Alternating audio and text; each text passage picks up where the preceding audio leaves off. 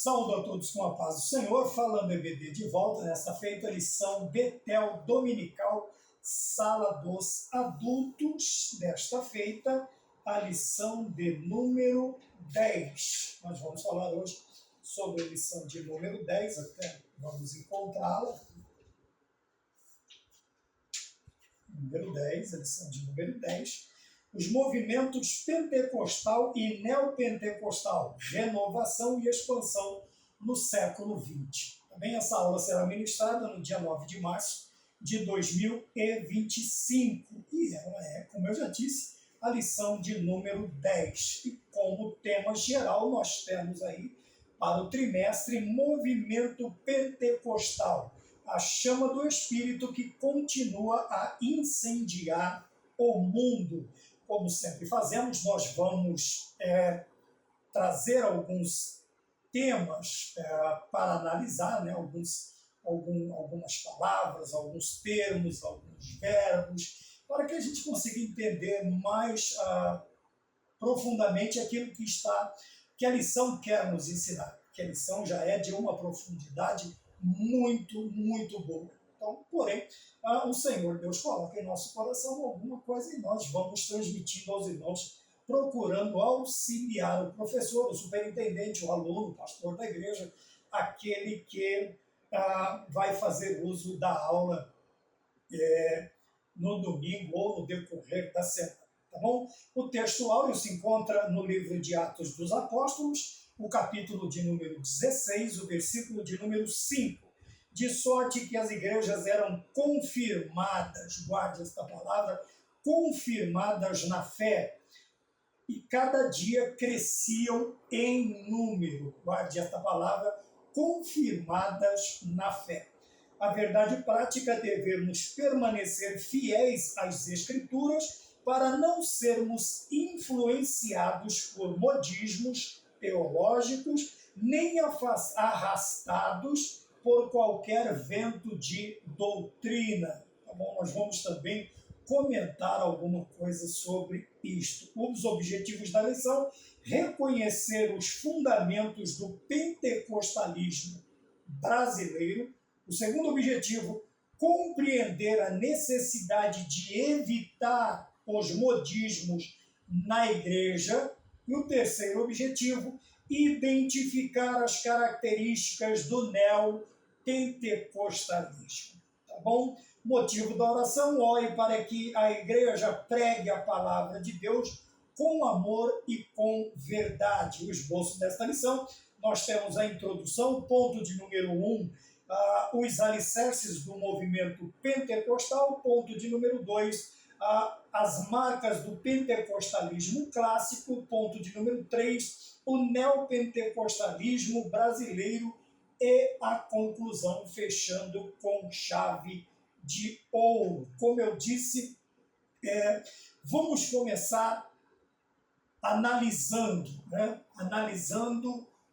texto, contexto, palavras, observações, ensinamentos, doutrinas, e começamos pelo ponto de partida. O ponto de partida nos diz assim: devemos conservar a pureza da doutrina. Esta, então, será a pedra fundamental deste edifício da lição de número 10, a pureza da doutrina. Quando nós falamos de doutrina, nós estamos falando da doutrina, como dizia o saudoso pastor Antônio Gilberto, doutrina primária. São os ensinamentos que a palavra de Deus, as ordens, as ordenanças, os preceitos, os mandamentos, tudo aquilo que a palavra de Deus nos ensina. Tá? Dentro deste ponto, quando a Bíblia diz sim, eu digo sim. Quando a Bíblia diz não, eu digo não. E quando a Bíblia se cala, eu também devo ficar calado. Porém, o ponto de partida: conservar a pureza da doutrina.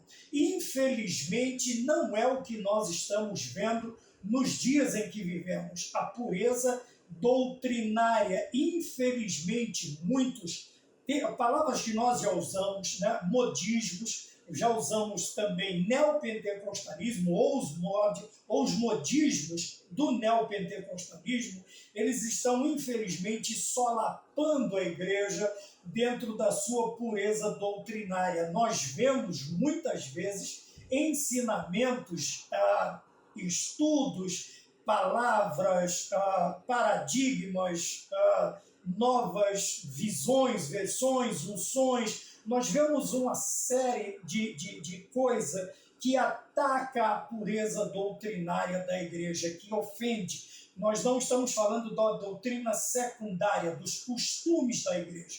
Estamos falando da doutrina, também não estamos desprezando os costumes da igreja. É também aprendido com o nosso saudoso pastor Antônio Gilberto que uma igreja bem doutrinada é uma igreja que tem bons costumes, tá? E nesse caso, em todas as áreas, bons costumes teológicos, bons costumes, todos os bons costumes que nós possamos e que podemos pensar agora no momento, tá bem?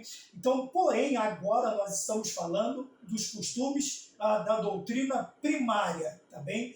Quando nós falamos de doutrina, nós estamos falando dos ensinamentos que vêm das Sagradas Escrituras para a nossa vida, e que nós precisamos retomá-los, trazê-los novamente ao seu lugar de destaque, trazer a pureza doutrinária, principalmente na área da homilética, da pregação, da homilia, trazer novamente alguns termos, alguns temas, alguns pontos que faziam com que os crentes pensassem, com que os crentes eles buscassem um padrão de vida diferente do padrão de vida do mundo, ou trazendo também o padrão de vida bíblico, cristão, para suas vidas, suas famílias e suas respectivas igrejas. Então, quando falamos da pureza doutrinária, é voltar, conservar, tal, e em alguns casos, infelizmente,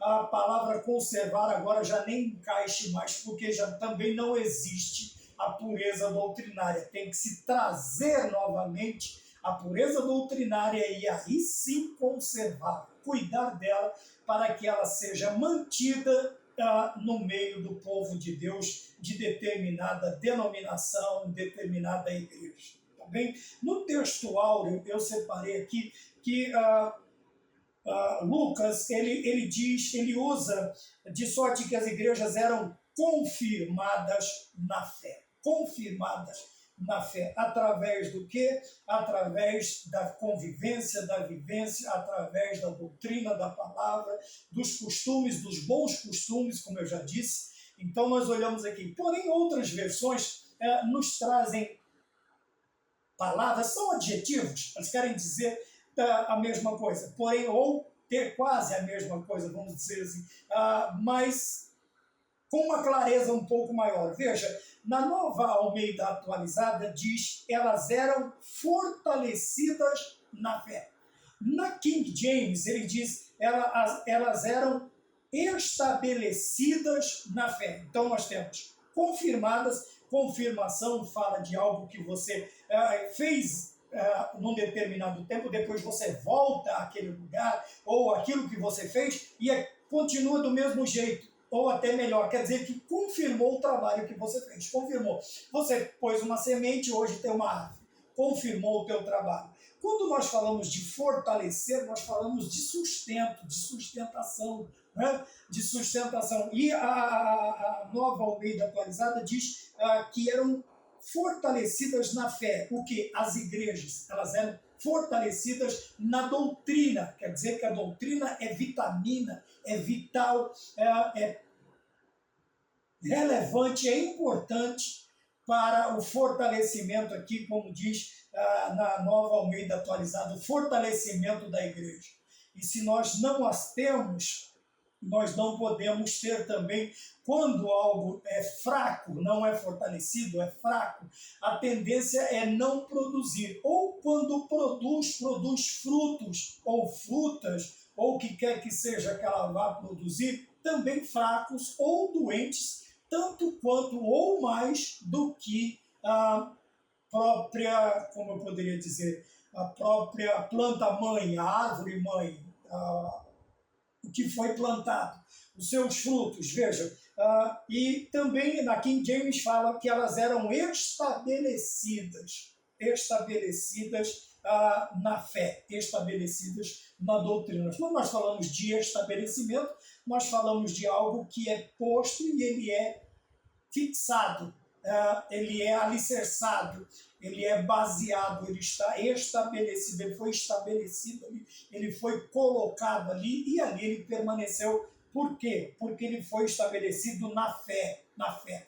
Quando falamos de fé, aqui nós estamos falando do escopo doutrinário. Eu vou repetir as 13 lições, esta ideia. Tá bom? Não é a fé como firme fundamento das coisas que se espera, Hebreus 11:1, mas Judas, o versículo 3, quando ele diz a fé que uma vez foi dada aos santos. Que fé é esta?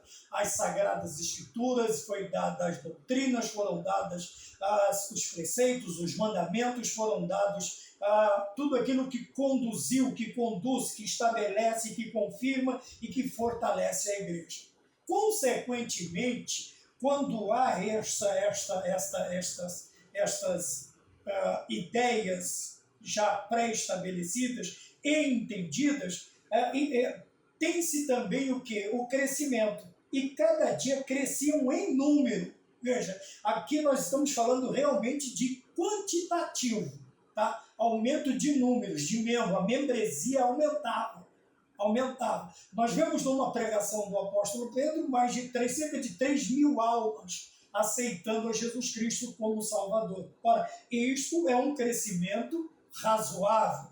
Para nós, nos nossos dias, é um crescimento exorbitante, é um grande crescimento. Mas porque quando prestamos atenção no capítulo de número 2 de Atos dos Apóstolos, lá do versículo 41 em diante, nós vamos ver alguns padrões que eram obedecidos pela igreja, pelos líderes, pelos membros, e assim os visitantes, aqueles que estavam vendo, os observadores, os que estavam do lado de fora, eles também prestavam atenção nesses pontos vitais para a igreja. E eles vinham e eram acrescidos, eles eram recebidos, eles eram colocados para a membresia ou como membros da igreja, e assim a igreja crescia e se fortalecia. Veja, a ideia está no objetivo de número 2, compreender a necessidade de evitar os modismos da igreja.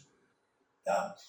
Só que eu dei uma pulada aqui, eu passei o carro um pouquinho demais na frente dos bois. Tá bem? Vamos voltar para a verdade aplicada, quando ela nos ensina que nós devemos permanecer fiéis às Escrituras. É outro ponto interessante que nós precisamos trazer novamente para o nosso meio, que é a posição vital, primordial das Sagradas Escrituras, tanto da nossa vida, no nosso lar, como também nas nossas igrejas. Olhando para fora, quando olhamos para fora, nós estamos vendo que a palavra de Deus ela está sendo retirada, ela está sistematicamente sendo retirada de lugares públicos, né? Os homens chegaram a um ponto, a um consenso de que eles não precisam de Deus, eles não precisam. E obviamente, mas não era Deus quem estava lá, irmão Maurício, era uma Bíblia, e às vezes era até uma Bíblia feita de cimento, era só um símbolo, mas veja, um símbolo que nos remetia a alguém. Veja que a arca falava da presença de Deus, e não era Deus que estava lá, mas a arca simbolizava a presença de Deus. Quer dizer, era algo que trazia à memória, trazia ao coração. E quando eu já estou aí chegando na casa dos 60, falta bem pouquinho tempo, eu me lembro quantas vezes nós cantamos os hinos cívicos, nós estivemos de frente às Sagradas Escrituras, nós passávamos pelos corredores das salas, das diretorias, das escolas que nós estudávamos, e ali todas as vezes, mesmo o aluno mais, vamos chamar de mais bagunceiro, né? Nós éramos mesmo, nós fazíamos mesmo. Então vejam bem, até aquele mais bagunceiro, mais desprovido de alguns limites, quando ele se deparava com a Bíblia aberta, ele parava. Ele parava de fazer o que ele estava fazendo. Se fosse um barulho muito alto, se fosse um escárnio, um tipo de risada muito alta, ele se continha porque ele estava diante. E aquela visão o remetia até a presença, até Deus, a ideia de um Deus. Então, muitas vezes nós podemos até nós podemos tentar diminuir o perigo, o choque que isto está causando no ser humano, mormente nas nossas crianças. Veja, por quê? Porque vai se perdendo a ideia, vai se perdendo uma figura, vai se perdendo algo que nos remetia a alguém, que nos levava a pensar em alguém e em alguma coisa. E nós podemos até tentar, mas era de cimento, não tem nada a ver. Tem sim, tem, porque a ideia é distanciar cada vez mais a criança, o adolescente de Deus. Talvez não consigam fazer isso com alguém de uma determinada idade, mas com os mais novos é muito fácil, é muito simples, e nós precisamos orar a Deus e pedir que o Senhor Deus restabeleça no coração, principalmente da igreja, a relevância e a importância das Sagradas Escrituras. Então, por que devemos permanecer fiéis? Para não sermos influenciados. O que é influenciar? Influenciar é você causar ou sofrer uma modificação. Tá? Uma das ideias de influenciar é modificar. É você sofrer a modificação ou você infligir a modificação em alguém. Você influencia a pessoa de uma tal maneira que modifique seus hábitos, sua vida, seu comportamento, seus pensamentos. Então nós precisamos tomar cuidado. Por quê? Porque o mundo gira em torno da influência. Né? Nós vemos aí principalmente as mídias sociais, não estou criticando, mas também não abrimos mão para tudo, né? Aquela questão da mente aberta, tem que se tomar um determinado cuidado, nem que seja mínimo, mas um determinado cuidado com essa questão de mente aberta. Por quê? Veja, primeiro, por que permanecer fiel às Escrituras? Para não sermos influenciados. Precisamos tomar cuidado porque toda propaganda, toda ideia hoje é influenciar. E principalmente influenciar os cristãos, porque o mundo jaz no maligno, as falsas religiões, os modismos, os costumes ruins já estão aí, tá bem? Porém, existe um povo que ainda clama, que ainda dá glória a Deus, que ainda ora, que busca a presença do Senhor, e a Bíblia diz que a presença deste povo, ainda sendo sal da terra e luz do mundo, ele conserva este mundo. E Paulo vai falar aos Tessalonicenses, se eu não me engano, na sua segunda epístola, que só um resiste ao antropostém, anomalia, quer dizer, ao homem da iniquidade, o anticristo. Só tem um que resiste, que é o Espírito Santo de Deus. Então nós precisamos tomar cuidado com esta ideia também. Não tem problema, é coisa pouca, se der pouca coisa, cuidado com as brincadeiras também. Existem situações que não permitem certas brincadeiras. Então nós vemos aqui para não sermos influenciados, para não permitirmos que as coisas do mundo causem mudanças, principalmente na nossa adoração, principalmente no nosso culto, principalmente na liturgia do nosso culto, principalmente na pregação da palavra de Deus. Então nós precisamos tomar cuidado. Por que permanecer fiéis às Escrituras? Por causa dos modismos teológicos. Veja, e tem até um nome bonito, teológico. Né? Quando falamos até a questão de modismos, vejam bem, quando falamos de modismo, nós falamos de modas, de costumes, de tendências que são lançadas, que aparecem de quando em vez, e parece até uma coisa bonita, parece. E ainda vem carregado de um nome interessante, modismo teológico. Mas veja, a igreja não é conduzida por modismos teológicos, a igreja é conduzida por doutrina teológica, tá? Ainda que pensamos em doutrina sistemática, ainda que pensemos, nós vamos falar aqui sobre uma ou duas doutrinas dentro da doutrina sistemática, sistematizada, colocada em ordem para que nós possamos entendê-la. Ainda parece um nome bonito, um modismo teológico, mas são altamente perigosos, sabe? São toxinas, são venenos perigosos contra a doutrina da palavra de Deus, modismos teológicos. E nós vamos falar sobre isso, tá bem? Tomando sempre cuidado para que essas modas, infelizmente uma grande parte delas, já estão inseridas no contexto eclesiástico, né, denominacional, até algumas denominações, infelizmente, já abraçaram estas ideias e estão aí corrompidas, suas liturgias, suas teologias, mas ainda dá tempo, porque também mantermos-nos fiéis às Escrituras para não sermos arrastados por qualquer vento de doutrina. O que seria os ventos de doutrina? De quando em vez aparece aí uma invenção, senão eu vou ter que voltar ao termo modismo, e geralmente vem das Américas, né? Do norte, né?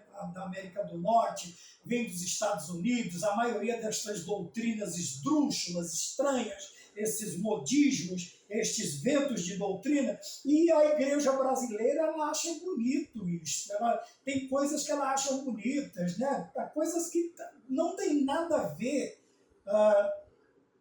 com a teologia, não tem nada a ver com Bíblia, não tem nada a ver com a igreja, não tem nada a ver com o pentecostalismo ou com o Pentecoste, não tem nada a ver uma coisa com outra, às vezes são coisas insignificantes, irrelevantes, sabe? E elas são trazidas assim como se fosse a última descoberta do século para um crescimento de igreja. E o que nós vemos, infelizmente, é o contrário. Ao invés da igreja crescer, como nós vemos em Atos 16:5, Lucas falando que a igreja crescia em número,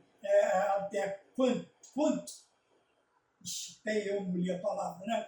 Não qualitativamente, mas quantitativamente, de quantidade. Nós precisamos tomar cuidado, porque uma coisa é crescer, a igreja crescer, outra coisa é a igreja inchar. Tá bem? Tudo que é inchado, uma hora desincha, tem que desinchar. E tudo que cresce, graças a Deus, ele permanece. É a mesma coisa de um bolo. Você olha um bolo sendo assado, cozido, no forno, ele está aquecido, está tudo bonitinho, não está batendo vento, ele tá gordinho, ele está fofinho, ele cresceu, mas abriu a porta do forno, meu amigo, ele vira, a forma fica maior que o bolo, a forma fica mais alta que o bolo. Assim são muitos lugares, aparentemente, mas abriu a porta, meu amigo, bateu um ventinho qualquer de doutrina, murcha a igreja, acaba, todo aquele fogo de palha se extingue, e volta-se a estaca zero por causa deste problema, tá bom? E qualquer vento de doutrina. E o que mais nós vemos hoje são ventos de doutrinas estranhas. Paulo chega, não é extremo falar isto. Paulo fala de doutrina de demônios e de espíritos enganadores. Tá bem? Nós estamos falando sobre isso também em várias aulas, em várias análises, em outras faixas etárias que nós temos aqui no canal Falando EBD. Se você tiver a curiosidade e quiser nos ajudar dando uma olhadinha também nas outras aulas, você vai ver que nós procuramos fazer uma sequência lógica, uma ligação, um gancho de uma lição para outra para termos uma ideia, formarmos uma ideia só dentro das 5 lições, um assunto só, para que não se espalhe demais dentro do assunto. Tá bem? Então vamos lá. Agora sim eu vou falar sobre compreender a necessidade de evitar os modismos na igreja. Porque se nós não permanecermos fiéis às Sagradas Escrituras, esses modismos, eles entrarão muito facilmente, eles vão fazer parte. E ele não é assim, ele vai lá, bate na porta, boa noite, meu nome é modismo teológico e eu gostaria de fazer parte do culto com vocês. Não, entra na vida de um, entra na vida de outro, entra na vida de outros, e daqui a pouco aquilo se espalha no meio da igreja como se fosse uma erva daninha, uma praga, sabe, aquele modismo, aquela pessoa. Existem pessoas que eles não fazem porque eles têm um certo receio, vamos falar vergonha, tem vergonha, então não faz determinadas coisas. Tem um pastor amigo meu também, presidente, ele diz assim, tem pessoa que só não peca por falta de oportunidade. Então eu vou acrescentar aqui que tem pessoa que não faz porque tem vergonha, mas tem aquela pessoa que já é desprovida de pudor, é uma pessoa desprendida, não estou falando sem vergonha, estou falando desprendida, maneira, aquela pessoa maneira, então ela não vê nenhum problema em chegar na igreja com aquilo, em entrar num culto daquela forma. E, obviamente, sempre vai existir 2 ou 3 que vão achar aquilo bonito e vão ser encorajados a praticarem também. Ora, se não existir um breque, um freio para aquela situação, infelizmente, boa parte da igreja será dominada por esse modismo teológico e outros modismos. Não é só modismo teológico, tem o modismo da moda, da moda, que de vez em quando ela volta, nós temos moda, tem várias modas, tá bem? E o motivo da oração, vamos lembrar, é pedir para Deus que a igreja pregue a palavra de Deus com amor e com verdade. Veja, mas o amor ele tem que ser verdadeiro, não pode ser um amor fingido. Tá? Tem pessoas que ele tenta, tem pregador que ele acha que ele é mais bonzinho do que Jesus, ele é mais bonzinho do que Deus. Ele tenta consertar certas doutrinas porque ele considera um tanto quanto pesada. Tá? E isso faz parte de modismos teológicos também. Tá? O querer reformar a igreja, a palavra de Deus, as escrituras. Tá bom? E nós precisamos tomar cuidado. E amor não quer dizer quando há uma repreensão, uma exortação, que não existe amor. Ora, não tem nada a ver. E a verdade, tá? Quando nós falamos de verdade, também é pregar a verdade. Tá bem? Se você vai falar sobre o amor, pregue o amor. Pregue a rosa, pregue os espinhos. Mas se você for falar da verdade, fale da verdade também. Fale do céu. O céu é lindo. Mas fale do inferno também, porque ele é real, como nós vamos ver aqui a questão dos movimentos, né, que foram alterando no decorrer do tempo. Veja, na introdução diz, num tempo de muitos modismos em relação às práticas pentecostais. Agora nós saímos aqui da questão do modismo teológico para uma área mais específica, o modismo pentecostal. Quer dizer, são aquelas coisas que têm a aparência de Pentecoste, de poder, de fogo, de barulho, de manifestação do poder de Deus, de manifestação, e que acabam não sendo nenhuma coisa e nem outra.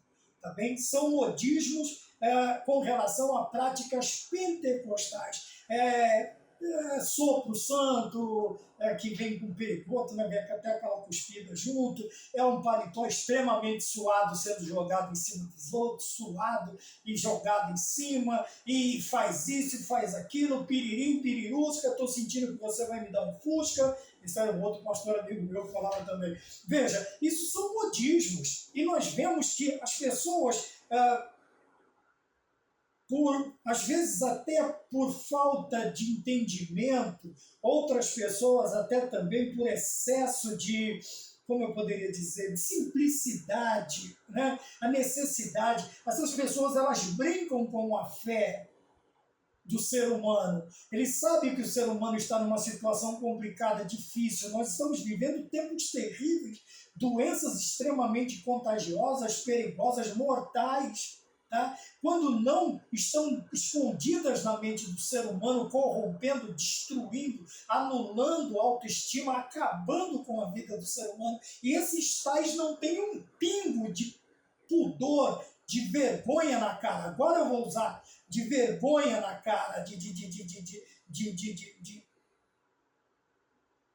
piedade, de dó das pessoas. E eles se aproveitam com essas práticas pentecostais, esses modismos, né? Eles vão enganando as pessoas, tomando até o último centil que essas pessoas têm para se tratarem, quando não, a fé nunca vai ser culpa desse tal pregador, desse tal profeta, e também, obviamente, ninguém vai culpar Deus, porque não é culpa de Deus. Então, ele simplesmente tira o corpo fora e fala que a falta de fé é do doente, e ele que se vire para conquistar aquilo que ele investiu, tudo que ele tinha na vida de um charlatão e acabou perdendo tudo.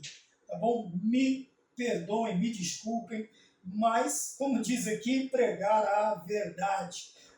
Outra coisa também na introdução é ter em mente os alicerces do movimento pentecostal. Obviamente que nós conhecemos uma estrutura, uma construção pelo lado de fora. Pelo lado de fora. Você vai ver a pintura, os revestimentos, você vai ver os móveis, você vai ver os cômodos, você vai ver do que é feito, sei lá, as portas, as janelas, mas você não conhece a resistência daquele edifício. Por quê? Porque você não consegue ver a base, você não consegue ver os alicerces, você não consegue ver o que está embaixo da terra. E quantas vezes nós vimos notícias assim, prédios novos, né? Condomínios de prédios novos, e daqui a pouco um deles desaba, ou dois, ou três, e famílias, inúmeras famílias, ficam desprovidas aí de suas residências, e vai se achar o culpado, né? Vai demorar muitos anos, aí a vaca já foi para o brejo, como diz o outro. E nós precisamos tomar cuidado. Então nós precisamos ter em mente os alicerces. Para detectarmos o verdadeiro movimento pentecostal, nós temos que conhecer a sua base, conhecer os seus alicerces. Vamos voltar lá no movimento pentecostal, vamos voltar para a Rua Azusa, vamos voltar para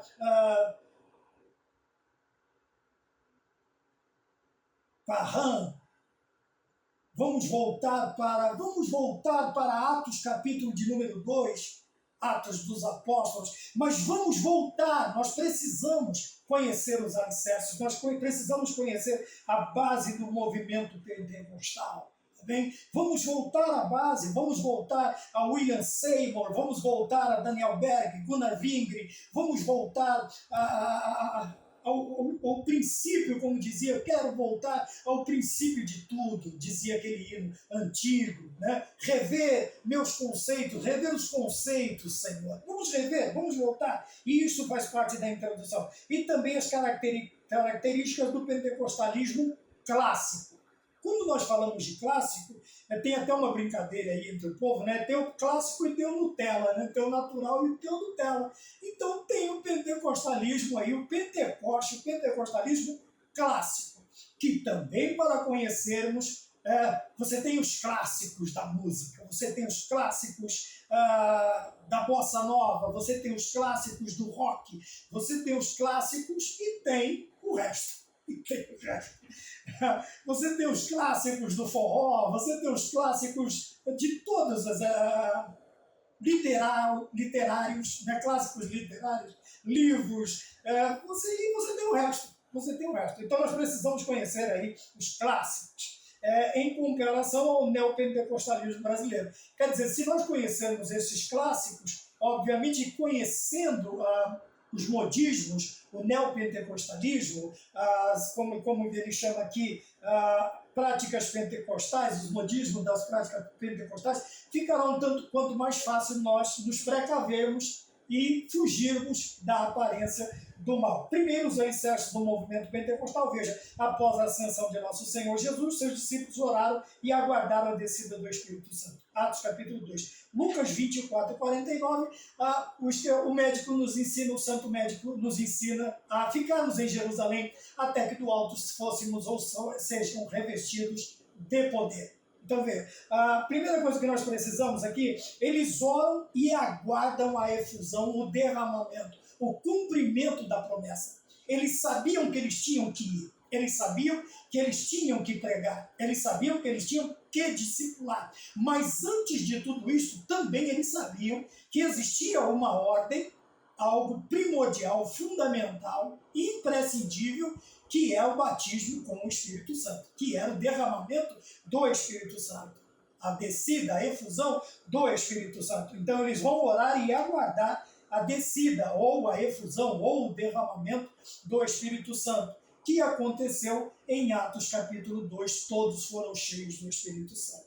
Então, ainda que nós saibamos o que devemos fazer e como devemos fazer, nós precisamos aguardar o padrão, o planejamento, a ordem bíblica, a ordem divina, aquilo que o Senhor Deus fala, manda que nós esperemos. Aqui no caso, eles iam precisar, fiquem em Jerusalém, até que do alto sejam revestidos de poder. Tá bom? Depois nós vamos ver lá em Atos 1:8 que ao receber o dunamis, o poder, a virtude, nós seríamos testemunhas tanto em Jerusalém como em toda a Judéia e Samaria e até os confins da terra. Então, veja, o imprescindível aqui era o batismo com o Espírito Santo, o derramamento, o recebimento do Espírito Santo na vida da igreja. Ao acontecer isto, então, a igreja inicia suas atividades motivadas pelo dunamis do Espírito Santo, pelo poder do Espírito Santo. E nós sabemos que tudo que nós podemos fazer, nós sabemos até onde podemos ir. Porém, quando esta diferença está na nossa vida, que é a presença do Espírito Santo, o derramamento, a efusão, o batismo. Veja, eu não estou falando que só quem recebe o Espírito Santo, quem fala em línguas estranhas. Não é nada disso. Tá bem? Ao aceitar a Jesus Cristo como Salvador, você genuinamente aceitando a Jesus, o Espírito Santo passa a fazer boa morada em você. O batismo no Espírito Santo é um degrau a mais que nós estamos falando sobre o movimento pentecostal. Tá bem? Tá? Então não vamos confundir a habitação do Espírito Santo na salvação do crente com o dom do Espírito Santo, falar o batismo no Espírito Santo. Porque senão alguém pode pensar assim, então eu não falo em língua estranha, então eu não tenho o Espírito Santo de Deus na minha vida, eu não tenho o dom de profetizar, eu não tenho a evidência do falar em novas línguas ou em línguas estranhas, então eu não tenho o Espírito Santo de Deus na minha vida. Não é isso. Veja, a partir do momento em que nós aceitamos a Jesus Cristo como Salvador, genuinamente, o Espírito Santo de Deus passa a fazer habitação em nós, e o Pai e o Filho habitam em nós em Espírito. Tá bom? Só para nos localizarmos. Movidos pelo Espírito Santo, obviamente a obra ela vai ser mais, não vai ser melhor ou mais bem feita. Não é isso. É que este revestimento de poder, ele vai capacitar, ele vai dar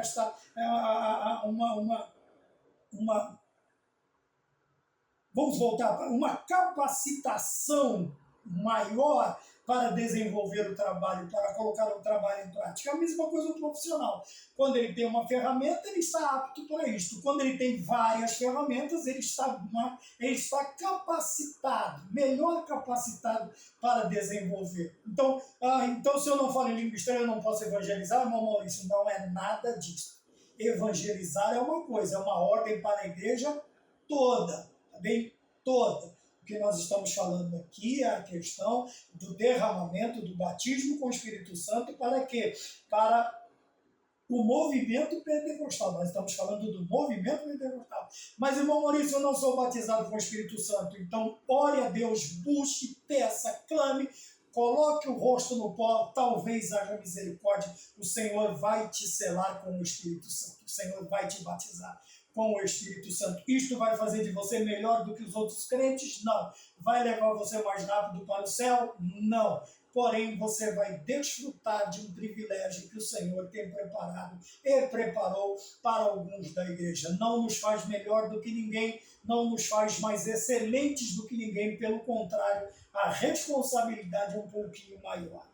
Então, nesses tópicos, veremos 3 características da igreja primitiva que, após o ocorrido no dia de Pentecostes, quer dizer, o derramamento do Espírito Santo, devem estar no alicerce autêntico do autêntico pentecostalismo em nossos dias. Então, nós veremos aqui algumas características que elas são primordiais para que o verdadeiro Pentecoste ou o autêntico pentecostalismo ele transpareça, ele flua, as pessoas vejam, aconteça, ou ele surta, ou de surtir, não de surtar, de surtir, ele vai surtir efeitos, ele vai gerar frutos. Então vamos lá.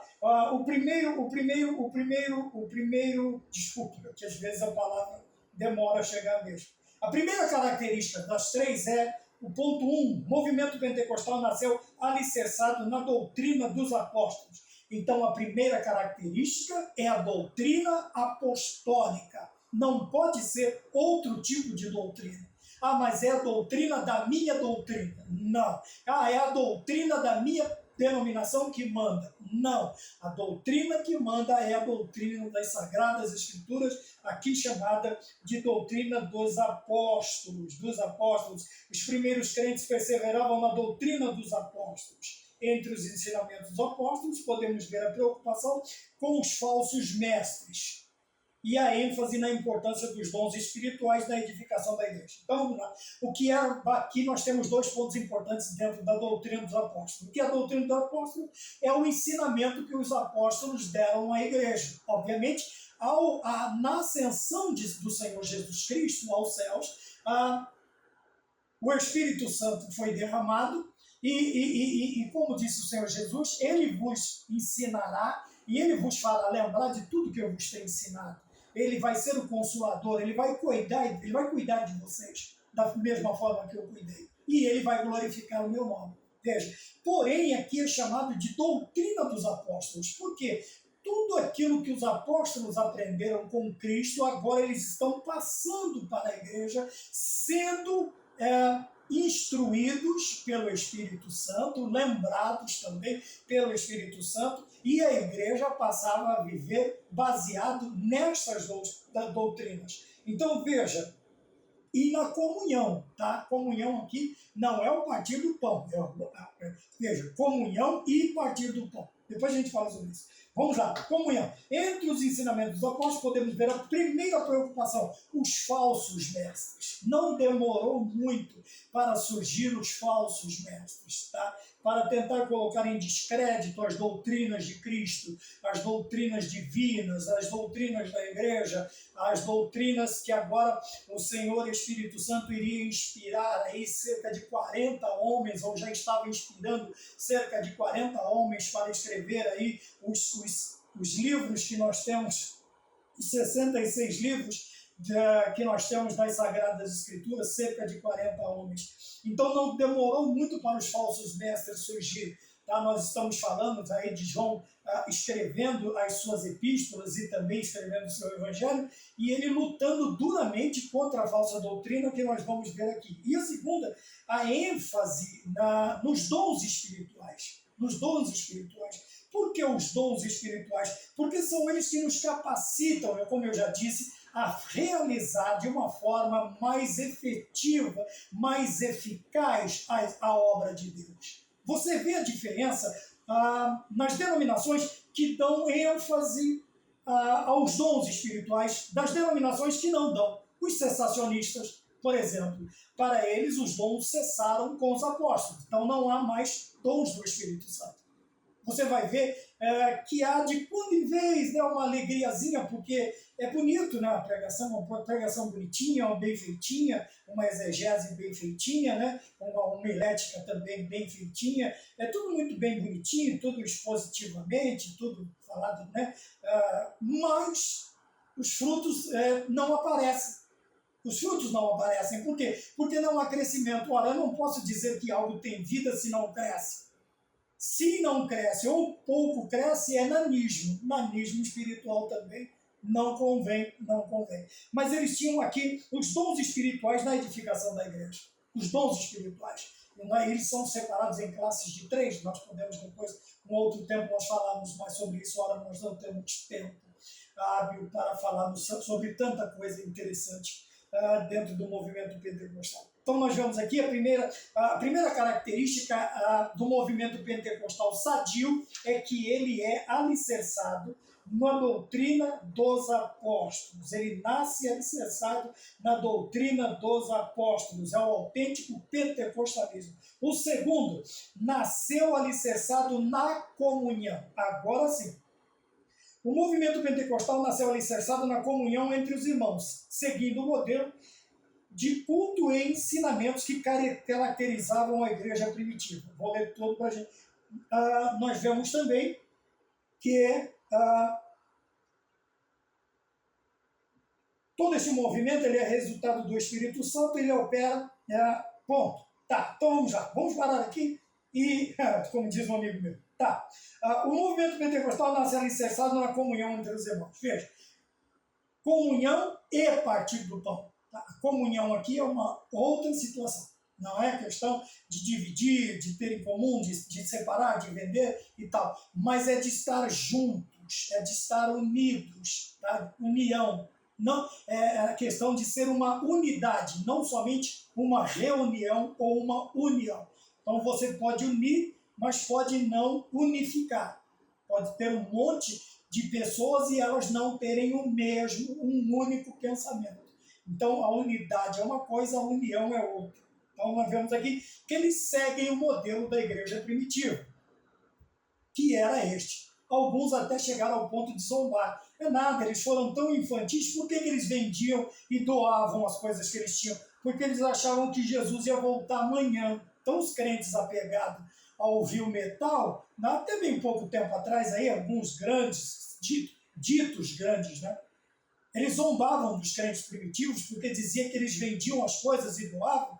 Quando você chamava a atenção deles por eles serem muito ricos, aí eles falavam, não, eles eram bobinhos, eles vendiam porque eles achavam que Jesus ia voltar. Depois Jesus não voltou, ficou todo mundo passando fome. Se você falar de novo que Deus deixou alguém passando fome, eu vou te procurar e a gente vai conversar. Brincadeira, tá bom? Veja, a comunhão aqui independe de tempo de volta de Cristo ou não. A comunhão aqui era o prazer de dividir o que eles tinham. Então veja. Mas tudo isso, essa comunhão, ela só pode existir se, e tão somente se o Espírito Santo estiver envolvido na nossa vida ou envolvido na vida da igreja, tá bom? É resultado da operação do Espírito Santo. Você não pode fazer uma determinada... Veja, não há bondade em nós. Se praticamos algum ato de bondade, foi porque Deus, o Espírito Santo do Senhor, ele operou na nossa vida. Porque nós, por nós mesmos, em nós não há bondade. Nós não somos bons, nós somos maus, somos seres humanos. Se há alguma bondade em nós, esta é a operação do Espírito Santo. Veja, por que a comunhão é uma operação? Porque ele opera a inclusão do novo nascido, do novo convertido no corpo de Cristo. Tá bem? Tanto no corpo como organização, tanto no corpo como organismo. A inclusão do novo membro, vamos falar agora de organismo, vamos dizer aí, vai ser agora enxertado um novo membro no corpo de Cristo, na igreja. Quem vai fazer isso? O Espírito Santo, porque é ele quem convence o homem do pecado, do juízo e da justiça. Convencendo, convertendo, ele vai incluir este novo membro no corpo de Cristo, na igreja de Cristo. E, obviamente, que depois, ele respeitando, ele obedecendo alguns mandamentos da igreja, né? Nós temos duas ordenanças, o batismo e a ceia, aí ele passa a fazer parte da organização igreja, do corpo organizacional, ele se torna membro do corpo organizacional ou organização chamada igreja. Tá bem? Porém, tanto uma quanto a outra não pode fugir desta lei. Só pode ser operado pela ação do Espírito Santo. Produz também a unidade. Veja, unidade é um. Tá? União é uma reunião, é um ajuntamento. Agora, quando eu falo de unidade, eu preciso... bom dia, senhorita. Eu preciso de uma caneta marca texto, tá bom? Da marca Masterprint. Então tem uma união, tem uma caixa, mas está cheia. Ela vai perguntar para mim, quantas você precisa? Eu preciso de uma unidade, só preciso de uma. Isto é unidade. Se eu precisasse de todas, eu levaria todas. E mesmo que eu levasse todas, eu não conseguiria fazer delas uma unidade. Porque elas não... Vamos falar de novo sobre natureza, né? A natureza, três com a mesma natureza, um com duas naturezas e a nossa natureza, como nós falamos da outra vez. Mas eu estou falando de unidade. Isto é uma unidade. Eu comprei só uma, porque... Tem mais aqui? Tem, não precisa mostrar. Mas no caso aqui eu tenho uma unidade. E a unidade ela é operada pelo Espírito Santo. e a comunhão. Portanto, somos chamados a viver em comunhão com os nossos irmãos, isto é, segundo o mesmo propósito. Veja, quando falamos em viver em união, agora ele explica dizendo que essa questão da união não é estarmos só reunidos no mesmo lugar, mas é estarmos todos debaixo do mesmo propósito, união. Agora, estamos todos unidos para um só propósito, para um só objetivo. Estamos todos pensando a mesma coisa. Estamos todos indo para a mesma direção, buscando o mesmo objetivo. Então, aqui sim, nós estamos falando de união. União quer dizer aqui a unidade, quer dizer, a unidade nós estamos falando de um só propósito, apesar de sermos muitos, o propósito é um só. E o Salmo 133, versículo 1 é citado quando ele diz: quão bom e quão suave é que os irmãos vivam em união. Quer dizer, tenham o mesmo propósito. 3, o movimento pentecostal nasceu alicerçado na oração. Na oração. Então nós temos a doutrina dos apóstolos, nós temos a comunhão e nós temos a oração. Estes são os 3 pilares fundamentais do pentecostalismo clássico, do pentecostalismo original. Tá bem? A Assembleia de Deus surgiu tendo como base os princípios da oração do movimento pentecostal. Voltamos lá em William Seymour. Voltamos ao movimento pentecostal lá no começo, lá na Rua Azusa. Também a igreja primitiva ensina que a oração é uma das coisas mais importantes na vida da igreja de Jesus Cristo. 3. Um dos pontos fortes do pentecostalismo primitivo foi a vida pautada na oração. Então, veja, oração não é invenção. Oração não é modismo. Oração não é opção. Oração é vida. Veja que chegamos a ser, tá? Não estou aqui louvando a nossa denominação, não estou diminuindo, estou falando de um movimento pentecostal, tá? Carismático, que tem as igrejas renovadas, tem as igrejas carismáticas, tem as igrejas pentecostais. Tá? E eu estou dizendo aqui, eu não estou exaltando uma denominação, eu estou exaltando um movimento, uma doutrina bíblica, um ensinamento bíblico, até com profecia no Antigo Testamento. Então eu tenho que chamar de doutrina bíblica. Tá bem? Quem gostar, amém. Quem não gostar, tá aí o texto, escreve, me mostra por que não é, e a gente vai tomar um café. Tranquilo e calmo. Então, um dos pontos fortes do pentecostalismo é a oração. A igreja, veja, e tudo que a igreja ia fazer, ela fazia a base de oração. Até para separar ministros, ela orava. Se bem que até para separar. Deveria ser ainda um ponto interessante isso. Separar obreiro, orar antes, para tomar cuidado, né? Para ao invés de levantar obreiro, não levantar cobreiro. Desculpa. Veja, a igreja orava pedindo direção de Deus, consagrava pessoas, também, mediante a oração, e o apóstolo Paulo, ele se despede deles da igreja orando de joelhos.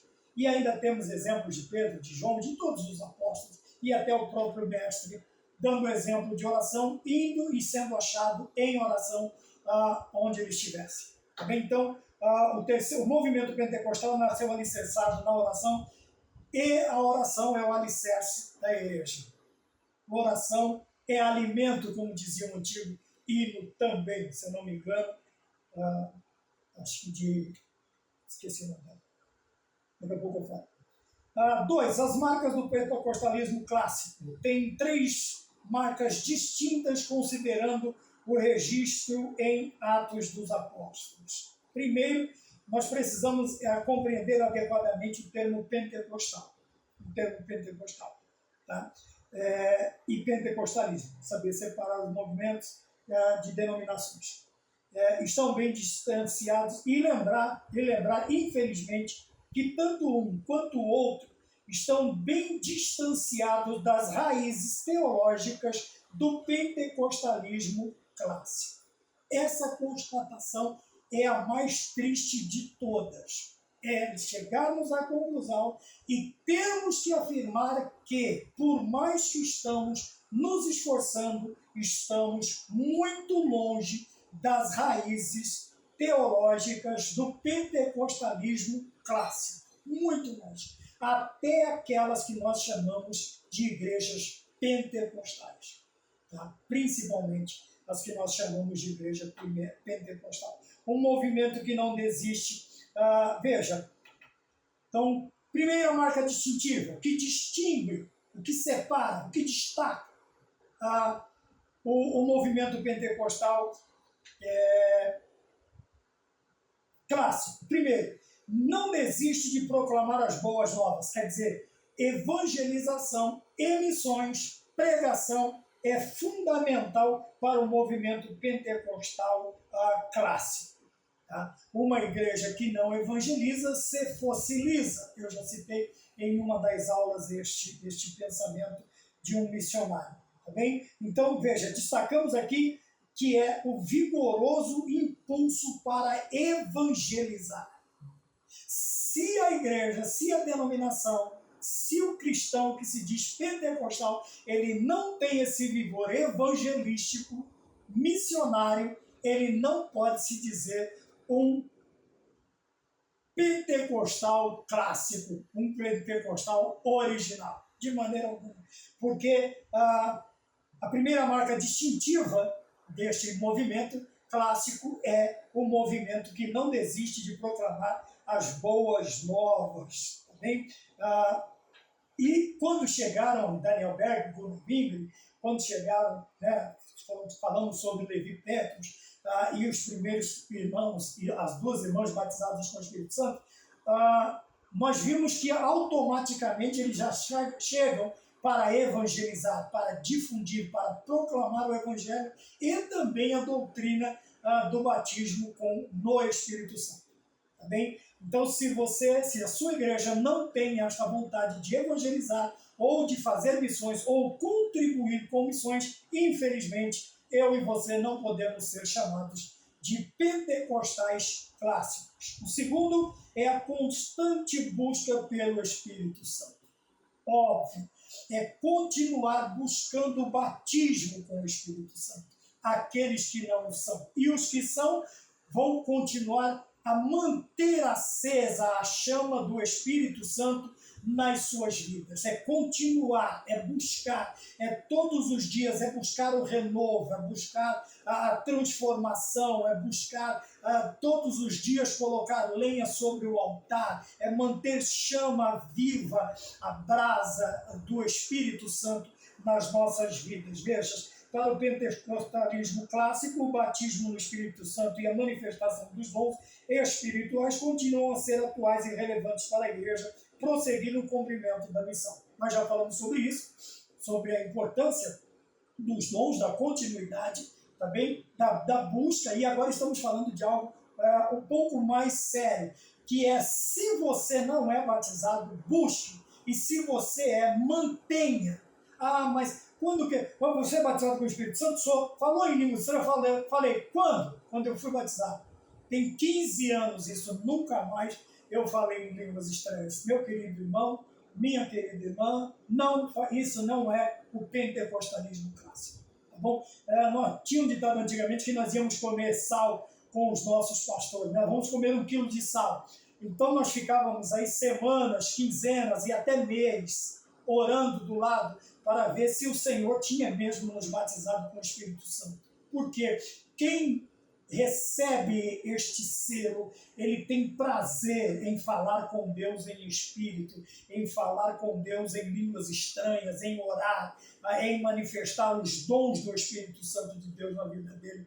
Não, irmão Maurício, eu falei no dia que eu fui batizado há 20 anos atrás. Volta um pouquinho, tá bom? Deve ter lá, porque na minha Bíblia está escrito que o pavio que fumega, ele não se apaga. Deve estar fumegando ainda. Dá uma voltadinha lá, fala para o Senhor Espírito Santo, dá uma soprada, assopra, Santo Espírito de Deus. Dos 4 cantos, né? Falou para Ezequiel, sopra, e aquele exército se fez um grande exército, e agora havia vida neles. Pede para o Senhor Espírito Santo dar uma soprada na tua vida para esta cinza sair de cima das brasas e você voltar a falar em línguas estranhas, profetizar, revelar, ter visões do céu ou não, de outro lugar, mas que os dons do Espírito Santo se manifestem na sua vida novamente, meu irmão, em nome do Senhor Jesus Cristo. Também isto é de vital importância. Um movimento que não desiste de ensinar as Sagradas Escrituras. O que é isto? É por isso que as Assembleias de Deus, tanto o Ministério de Madureira, quanto o Ministério do Belenzinho, do Belém, de Santos, do Ipiranga, sempre estão nos convidando, escolas dominical, cultos de doutrina, palestras. É uma igreja que não desiste de ensinar. Estão constantemente, nós temos aí AGOs, EGOs, nós temos escolas por ano, tínhamos o CAPED, o EPED, escolas sobre escola bíblica dominical, sobre o escopo doutrinário da igreja. É citado aqui também o credo do Conamad, o credo do Belenzinho, e nós temos aí também livros importantes sobre essas declarações de fé. Nós precisamos ter. E o movimento não desiste, o movimento original da pentecostal, o movimento, como é chamado aqui, clássico, o pentecostalismo clássico, ele não desiste de ensinar as Sagradas Escrituras. E seja onde for, esteja onde estiver, seja para quem for, a palavra de Deus será explanada, será pregada, seja no culto de doutrina, seja na escola bíblica dominical, seja numa reunião ordinária ou extraordinária, a palavra de Deus será pregada. Tá bem? Então vamos aí para o terceiro e último, eu não sei nem há quanto tempo estamos falando, vamos para o terceiro e último. Terceiro e último, fui avisado que só tem uma hora, nós estamos falando. 3. O pentecostalismo brasileiro. Tá bem? E agora precisamos o neopentecostalismo brasileiro. O que caracteriza isto? Para caracterizar estes movimentos e denominações, enfatizamos a diferença entre eles e o movimento pentecostal que surgiu no Brasil no início do século XX. Então passaremos a expor diferenças relevantes, importantes, tá? E diferenças até comprometedoras quanto à pureza doutrinária, como eu disse lá no início da aula, no ponto principal, ponto de partida, a pureza doutrinária. Então, algumas diferenças do neopentecostalismo para o pentecostalismo clássico, eles chegam a beirar também, e alguns nem beiram, é heresia mesmo. É heresia mesmo. E nós precisamos tomar cuidado, por quê? Para não sermos levados em derredor por qualquer vento de doutrina. Tá? Pode até parecer bonitinho, mas não é. Tá bem? Veja, então, primeiro, as inovações do neopentecostalismo. O movimento neopentecostal surgiu com algumas inovações que o distinguem dos pentecostais clássicos. Então, vamos lá. Entre os neopentecostais, há aqueles que argumentam que a necessidade de contextualizar a mensagem para torná-la mais atraente e moderna. Foi o que eu acabei de dizer aqui. Ainda não é uma diferença. É o pensamento que eles transmitem para que as suas ideias elas sejam melhor aceitas pelo povo. Então, qual é a ideia? A necessidade de contextualizar, quer dizer, de trazer as Sagradas Escrituras mais próximas para as ideias do século XXI, as ideologias, os movimentos minoritários, os movimentos, os modismos. Então, eles trazem esta ideia de que a igreja, a palavra, ela é arcaica, ela é ultrapassada, ela precisa ser enquadrada aos moldes do século XXI, porque tudo mudou. Veja, mas a palavra do Senhor permanece para sempre. Jesus Cristo é o mesmo ontem, hoje e eternamente. Então, meu queridão, se você quiser mudar, Mude você, mude a sua família. Seja o que você quiser. Porém, num determinado período, tanto eu quanto você teremos que prestar contas ao nosso Deus. Tá bem? E eu prefiro prestar contas por me manter fiel às Sagradas Escrituras, aos seus ensinamentos, e ao invés de tentar contextualizar a Bíblia às minhas vontades serão contextualizadas às Sagradas Escrituras. Isso quer dizer que seja feita, Senhor, a tua vontade, não a minha. A Bíblia não precisa mudar em nada, nada, porque é ela quem fala. O Senhor Jesus Cristo diz que são elas que de mim testificam. Vocês acreditam ter nelas a vida eterna e são elas que de mim testificam. Mas eles usam o argumento, e todo argumento e toda ideia pode e deve ser expressa, é a liberdade que nós temos, que nos é garantida, tá bem? A liberdade de expressão, então todos podem se expressar, tá bem? Nesse esforço, o que eles fazem? Eles desprezam a ênfase das Sagradas Escrituras na chamada de Deus ao arrependimento e à fé cristocêntrica. Então, esse tipo de explicação nada mais é do que o homem moderno, tanto quanto o homem também do passado, a ideia é a mesma, com menos ênfase, talvez, mas todos eles querem fazer o quê? Eles querem se desprender de Deus, desprendendo-se de Deus, se desprendem do pecado, se desprendendo do pecado, se desprendem do arrependimento, se desprendendo do pecado e do arrependimento, qual é o sentido de ter Cristo na vida? Ou uma vida cristocêntrica? Nenhum. Nada mais é do que um homem tentando tirar Deus da história novamente. Só que isto não vai acontecer porque nem ensinando uma fé nominal, superficial, utilitária e pragmática, estes tais não conseguirão. Não conseguirão fazer o quê? Tirar Deus da história e Cristo como sendo o centro tanto das Escrituras quanto da fé do crente genuíno. O crente genuíno tem a sua fé, sua vida cristocêntrica, tem a sua fé cristocêntrica. A igreja, as Escrituras é cristocêntrica e Deus, Ele é o nosso Senhor, o nosso Pai, o nosso Deus e sempre estará na história porque Ele fez a história. Ele é eterno, então Ele criou o princípio e Ele encerrará. Ele é tanto o princípio quanto o fim. Ele é o alfa e Ele é o ômega. Ele deu o princípio da história e Ele encerrará a história do homem na face da terra. Aí sim nós iremos para a verdadeira vida, que é a vida eterna ou a morte eterna. 3.2, a pluralidade neopentecostal. Aqui fala da pluralidade do quê? Da liturgia. Mesmo falando de uma aparente doutrina, neopentecostalismo, eles mesmos também não conseguem fazer. Veja, o pentecostal, ele tem, mas se você pegar assim, vamos pegar as Assembleias de Deus. Se você olhar além todas as suas ramificações, serão poucas as diferenças litúrgicas, poucas as diferenças doutrinárias, poucas as diferenças organizacionais, tá, na igreja, como organização, não como organismo.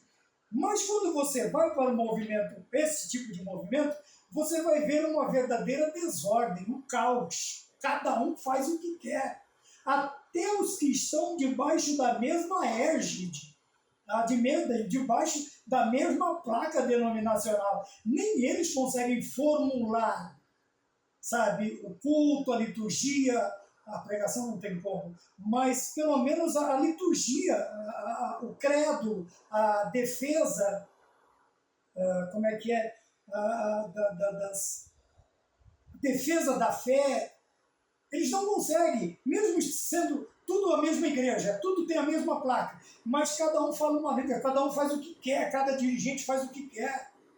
Cada denominação faz o que quer, cada líder faz o que quer. Aí fala assim, nós somos... Não, não é, não pode ser chamado de união, nem de unidade. Não tem como chamar isso, tá bem? Então nós vemos aqui outro problema do neopentecostalismo brasileiro, além das inovações antibíblicas, algumas até, nós temos aí a pluralidade da liturgia dentro dessas igrejas. E isso vai afetar o quê? A liturgia pentecostal. Ela vai ser alvo de constantes estudos. Mas por quê?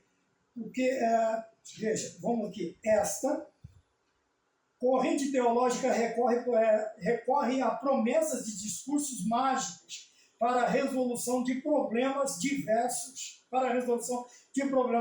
Eu falei isso numa aula anterior, acho que foi ao ar hoje, né, sábado, sobre essa questão de não ter as suas doutrinas primárias fundamentadas nas Escrituras. Eu não estou dizendo que os dons, nós temos aí grandes denominações que infelizmente perderam os seus expoentes principais, que tinham a sua liturgia firmada nos dons e não na palavra. Não na palavra. É um erro? É pecado? Não. É um erro? É. Por quê? Porque os dons, eles são passageiros, mas a palavra de Deus, ela permanece para sempre. E existem denominações que elas são totalmente firmadas em milagres, veja, tem aqui, olha, discursos mágicos, resolução dos problemas, promessas e discursos mágicos, quer dizer, existem lugares que eles foram baseados, nós temos grandes denominações, tivemos grandes expoentes, né? Alguns até com aquela ênfase no dom de cura, outros no dom de revelação, no dom da profecia, já falei do dom de curar. Tá? Isso é pecado? Eu não vou chamar de pecado. Mas veja, não é o correto. Por quê? Porque o que sustenta a igreja é a palavra. É a palavra que sustenta o cristão. Os neopentecostais, infelizmente, eles vão recorrer a estas coisas. É o que você vê hoje aí na maioria das redes sociais. Tá bem? Excessos cometidos nos púlpitos, os quais tomam o lugar de Cristo na pregação. Na realidade, Cristo não é o mais importante, mas são os sinais. Tá bem? E nós vamos ver aí práticas, né? Um montando cavalinho no outro, no púlpito, dançando, imitando o Michael Jackson. Gente, são coisas, meus queridos, são coisas que dá-se a impressão de espiritualidade, mas não passam de meninices, brincadeiras. Tanto é que no tempo, o tempo, que dizem que o tempo é o Senhor da razão, no tempo acabam caindo, acabam se dissolvendo, se desmanchando estas coisas. Veja, e o lugar do púlpito já não é mais da palavra nem de Cristo, mas dos sinais. Veja, mas, irmão Maurício, e os sinais existem? É lógico que existem. Tanto é que em Marcos capítulo 16 está escrito: e estes sinais seguirão os que creem em meu nome. Então, o Senhor vai citar os sinais. Então, mas a ideia principal é que o sinal segue quem crê. Não é quem crê segue sinal. Senão, o Senhor Jesus Cristo não teria dito: vão dizer que eu estou aqui. Não vá. Ei-lo ali, não vão. Ei-lo acolá, não vá.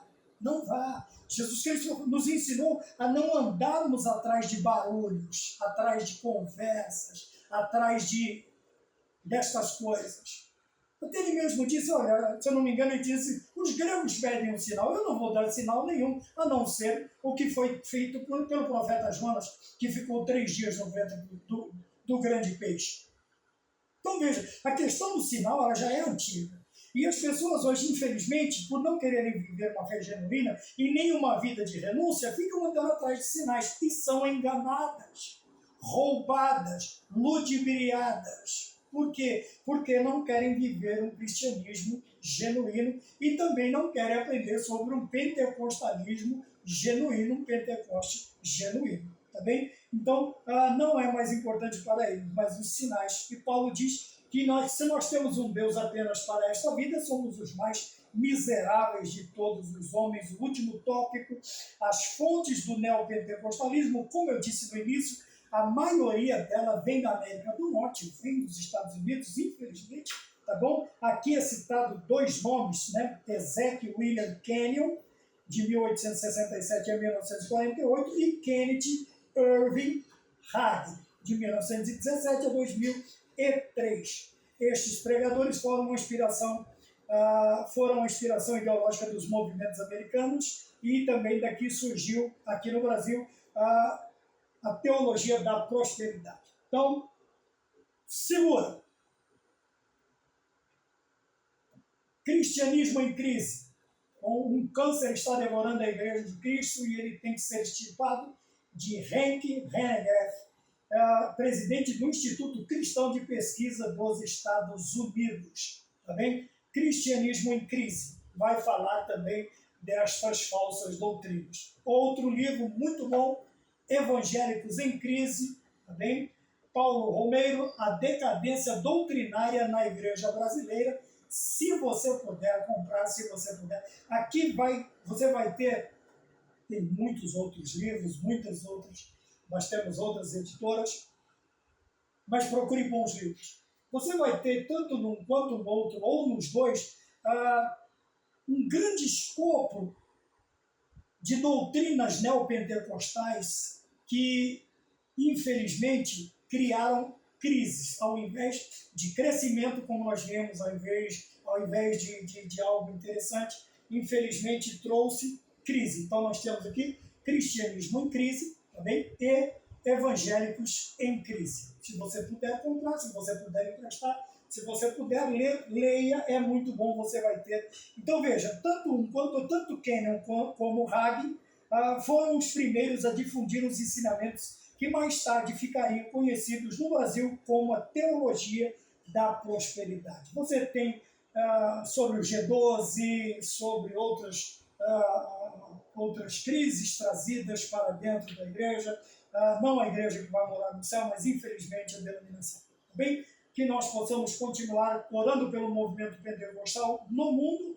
e também, como disse a lição de número 10, orando pelos movimentos pentecostal e neopentecostal, orando por um, orando pelo outro, para que ele, e buscando a renovação da expansão no século XX.